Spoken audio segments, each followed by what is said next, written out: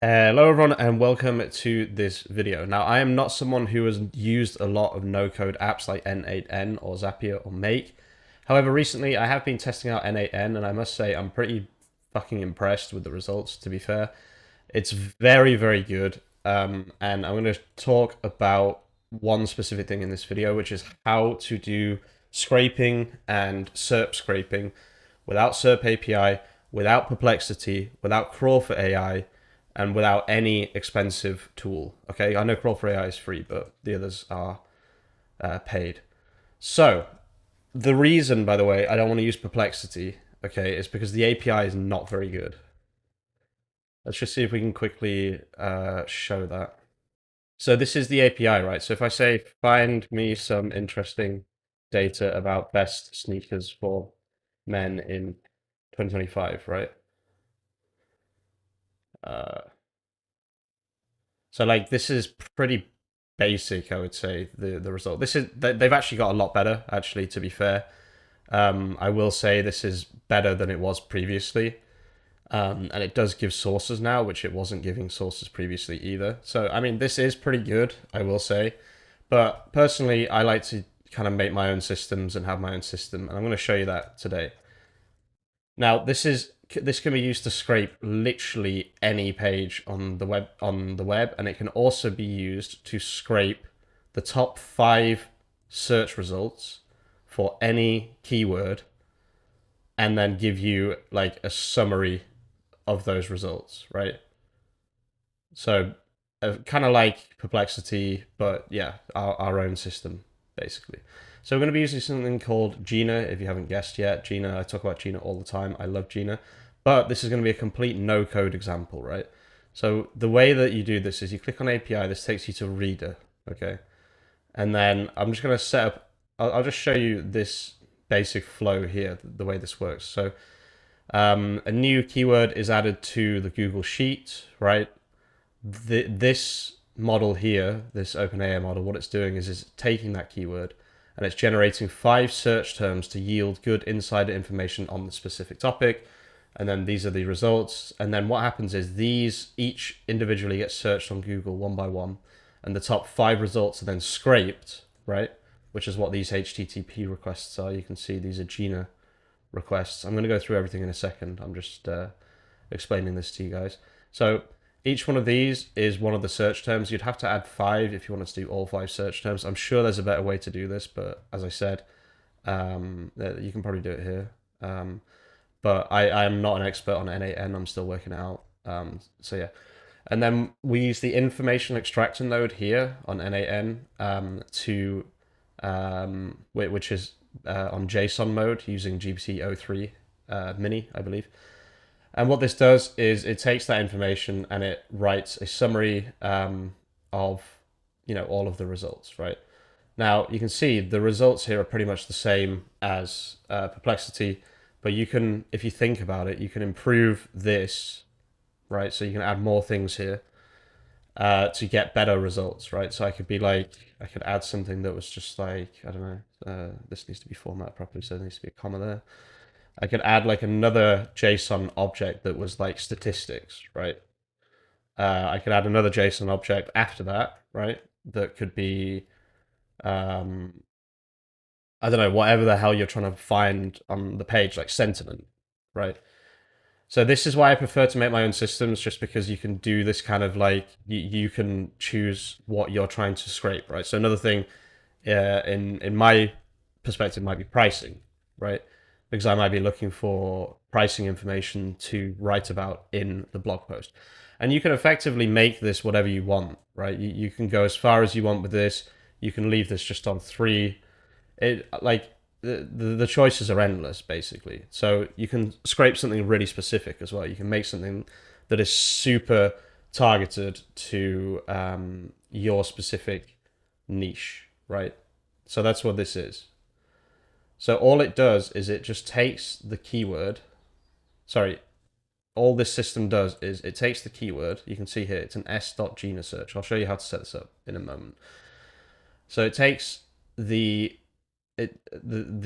generated keyword from OpenAI, from the first OpenAI response, this one here, and then it adds it to a Gina URL. So if I just go and search here, you'll see anything that you put after a search.gina.ai URL will be searched on Google, and the top 5 results will then be scraped. Okay, so we can actually just press get response here, and what this is going to do is it's going to scrape the top 5 results for when was Gina AI founded on Google, and then just give us the results as LLM readable text, right? So if you just scroll through this is human readable text. We can read this, LLMs can read this, and it's very easy to just like get all of the key information out of this, right? So you could, if you wanted to, you could copy this, put this on Claude and say, give me a summary of all of this information, and Claude, and then you have all of the information, right? Because Claude will easily be able to read this. So we're using that kind of methodology here, okay? So that's what this is. This information extraction node is the prompt that says, scrape this information from these results, right? And then just so you know, further on as well, before I show you how to set these up, there's 2 types of Gina scrapes, right? There's an S Gina scrape, which searches it on Bing or Google, I don't know, and then scrapes the top 5 results, right? And then there's an R.Gina search, which scrapes a specific URL. So what we do further on, which is getting very interesting, is we basically say, here's the sitemap, right, of the website. Extract all. So this is a sitemap index. I'll just show you what that means. So a sitemap index is a sitemap that instead of having individual URLs on it, it has individual sitemap URLs on it. So this is a sitemap index. And if I open this one specifically, this is a sitemap like page with all of the individual URLs on. But these are just individual sitemap URLs, okay? So if we were just scraping these, it wouldn't be that useful. We have to scrape each one individually and then scrape the URLs that are found inside it, right? Because you can't find anything useful from these, not really. You can just find internal links, but you can't find images, etc., right? So what this does is it says extract all non-foreign language sitemaps, because obviously 2men, for example, has 20 different languages on it, so we don't want to scrape any of these. We just want to scrape the English versions of it, right? And then if there are no foreign language sitemaps, it'll just skip that step, because it'll just give you all of those pages, all of the individual sitemap pages. And then what it does is it scrapes the sitemap. So in this case, it takes the output from the information extractor and it scrapes the first sitemap, right? So it scrapes this page, for example. And then after that, it starts to scrape individual sitemap pages. And these are all r.gina, right? And then eventually what it does is it feeds all of the sitemap URLs, which are these 4 HTTP requests, which are all Gina requests. And it sends it to I haven't figured this part out though, because the tokens are too much, the sitemap's too big. I'm trying to work out how to chunk this section here. I'm pretty much there. I think I just need to split the output of each of these in half and then send it to this, but I don't know why this summarization chain thing isn't working. It's supposed to be chunking them, but it's not chunking them. I'm not sure why. And it sends it to a summarization chain, which if I open this, it effectively just says, extract and list in JSON any relevant URLs about keywords. So the keyword is whatever the original keyword was, and then sends all of the data, right? I still haven't fully figured this part out, but the way it should work is that the end result of this one should be a list of useful URLs, right? URLs that are considered relevant to the keyword that is currently being written about. And then what happens is this is fed to a Gina scraper, similar to this system here, where this basically will just be doubled, right? So there's 2. And the second one will scrape each individual page found in the summarization chain and find the images and the context of the business and everything else inside each individual page that has been deemed relevant. And then the final part of that is to just then write an article, right? So we're pretty much done with this entire process. This took me a few hours, to be honest with you. I'm not going to lie. It did take a little bit of time. Things are complicated when you first start out. I've had to watch a lot of videos and things. But basically, the point of this video is to show you how to set this up, right? So what we're going to do is we're going to set this up from scratch. So it's actually really, really cool because you don't need to know how to code, okay, at all. So a couple of things. I would add an API key, definitely. There are a couple of options here. There's content format, which if you're just getting information from a page, you can just do text. However, if you read what it actually does, it says return document.body.inner text. So generally speaking, or quite a lot of the time, a website doesn't actually have this, or something goes wrong, or I'm not actually sure what happens, but something goes wrong. So in my opinion, it's best to just generally leave it on default. Okay, you might be tempted to change that. I wouldn't change that. Just leave it. Okay, and then you can use exclude selector, right? And you can use header and footer, right? This will save you some tokens, save you some token limits, save you a few different things as well. You can gather all images at the end, gather all links at the end, right? These two options can be quite useful for passing information on to the next the next part of the LLM, basically. And then I wouldn't really bother with any of the others. Once you've done your settings, what you can do is you can actually just press copy here. And this is really cool. This took me a while to work out, but once I worked it out, it all started to kind of make sense. So you can add a note. We can do HTTP requests, right? And then you can actually just import curl like that and then paste it and then import it and then you're done, basically, right? So now this will, and then you can delete this and you can put this as an input. Right, so let me just wire this up so I can show you what that looks like. So this is wired up now, and you can see they've appeared here. So you can drag any URL here, right? And now this is a variable Gina scraping URL. So when I press test step, what is this going to show? It's going to show the the read result of the sitemap. So it'll just show a list of the sitemap URLs. This is a sitemap. This is not a sitemap index, so all of their URLs will just be listed here. Okay, so let's see what this looks like.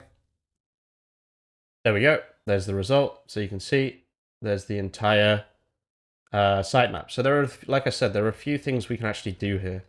So we can change the content format to text in this case, right? So let's just press copy again on the curl request and then paste this, import, delete this, the URL that comes with it, and then put it here, right? And then we'll press test step again. And then look at the difference now that it's text instead of the default output, which is like, the default output is cleaned Markdown. So Markdown without any unnecessary like hashtags and things. It's cleaned Markdown. So you can still have images and text and links and everything, but it's cleaned up a bit to make it less heavy on the LLM context window. So now you can see we've got a list of URLs, right? Which I think, if I'm not mistaken, now that I'm thinking about it, they probably could be split by HTTPS. That's actually interesting to think about that. So yeah, basically you can see here, this is the result here. Sometimes it gets a bit weird and half of them are with URL and N and half of them aren't. So yeah, just be wary of that. But yeah, basically now, right, if you fed this to, for example, an information extractor, so we'll add another node here, information extractor, and we'll just say extract and list any URLs that are relevant to keyword, right? And then we do keyword, wait, and then, sorry, and list in JSON any URLs that are relevant to keyword. So, and then keyword can be dragged over like that. There we go. And then down, and then close keyword. And then here are all the URLs to choose from, right? And then we do URLs like that. We drag and drop the URLs. And then we do close URLs like that. Okay. And then we test steps. So this is for the read, remember. Oh, I need to add a model, obviously. I've been using OpenAI O3 Mini for a lot of this. You actually have to get the name from the website. So yeah, you've got to do by ID because they haven't got O3 Mini yet on n8n for some reason. And then you can add an option here, response format, set it to JSON. Okay. The O3 having JSON mode is the reason I actually looked into n8n in the first place. Because that is very, very interesting to me. So now what this should do is, right, it should take an input of the keyword or of the sitemap, scrape the sitemap, and then extract any relevant URLs to the keyword, right? So, yeah.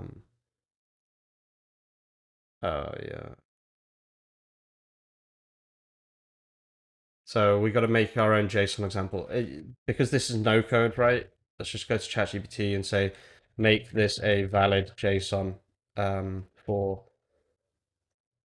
with the object relevant URLs, right? I could have done this myself, but I just want to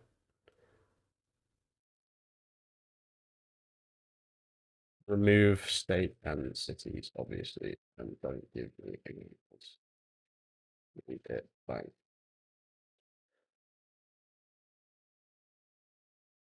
Okay, there we go. So we now have a valid JSON object, so we can go back, Control A, Control V here.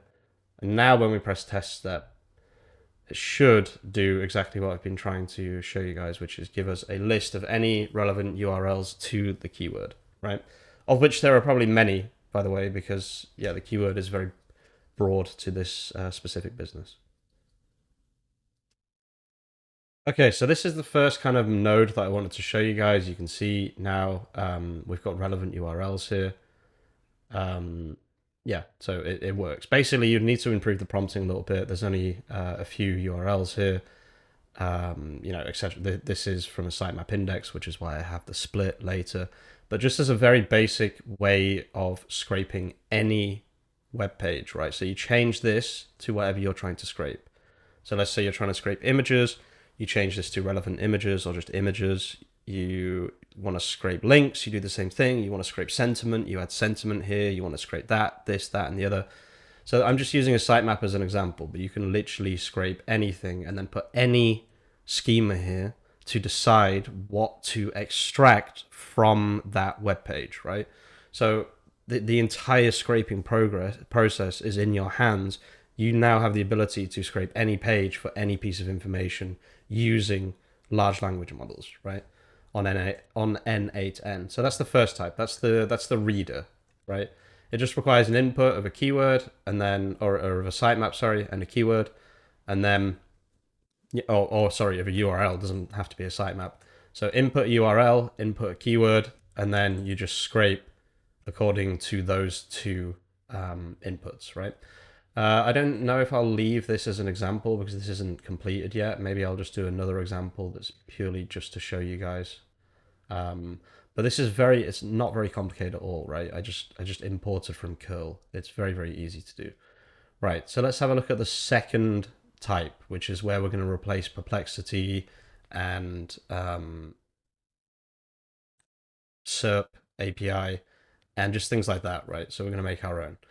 So add node, we'll go to HTTPS or HTTP again, and then import curl, and then we want to go back to Gina. And this time, by the way, guys, Gina is so cheap, it's ridiculous. Okay, it's so fucking cheap. So don't be scared to spend $20 on it. You will not spend another $20 on it for a very long time.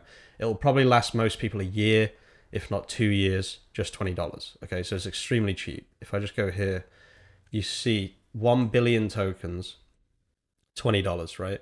You get 1 million for free. This is valid for maybe 3 to 10 to 15 searches, okay? Maybe more depending on how much you're scraping at a time. So if it's worth 10 searches, let's say, and 1 billion is 1,000 millions, this is worth 10,000 searches, right? And this is a million searches, I think, if my maths is correct. But no, sorry, it's 10 times that. So it's 100,000 searches.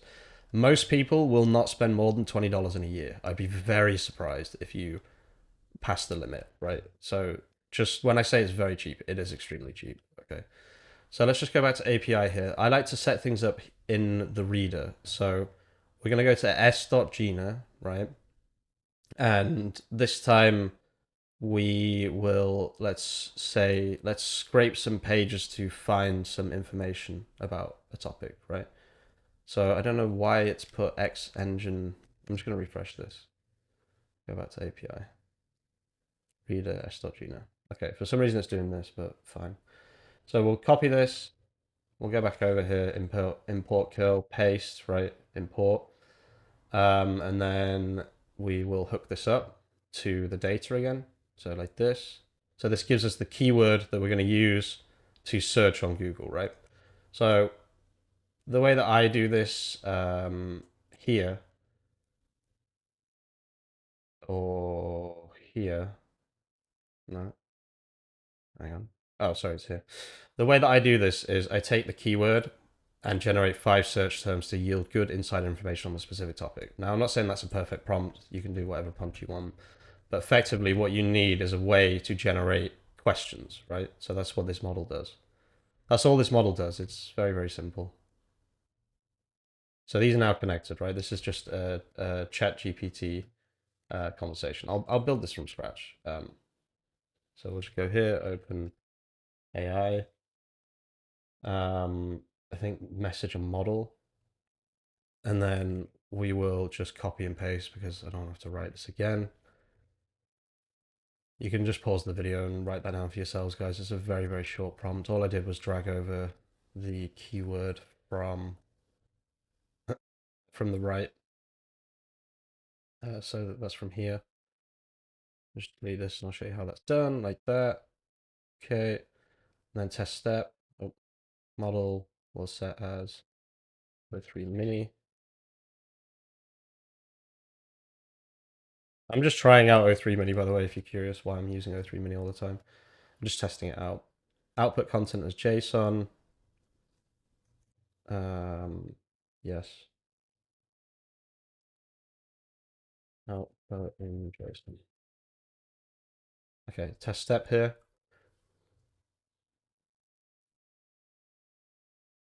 So what this should do is it should generate questions, right?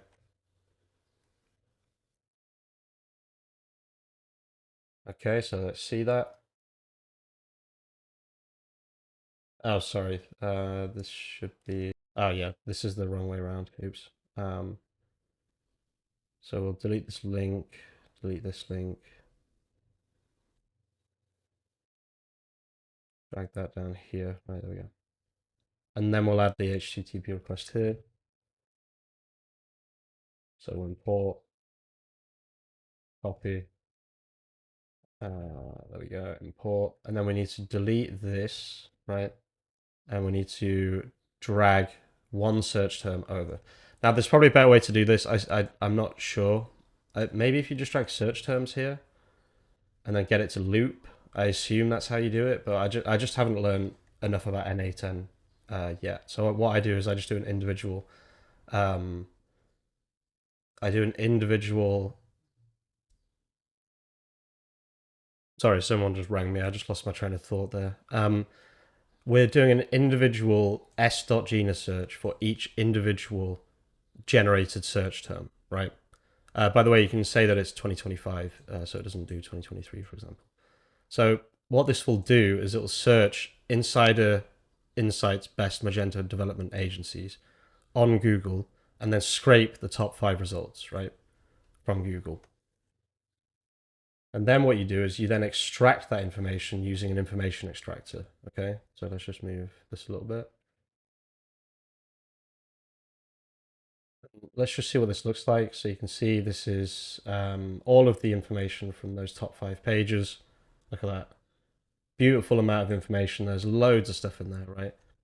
So then what you can do is you can extract that information using an LLM, right? So information extractor.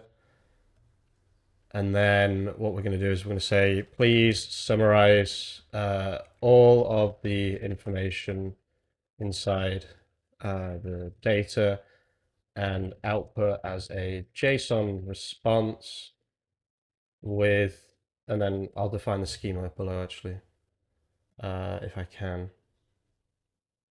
Yeah, here we go, define below. We'll just get that example from before. Well, let's say add statistics, key information, sentiment, and relevant and source URL to this list, right? Okay, so now we're going to scrape these things.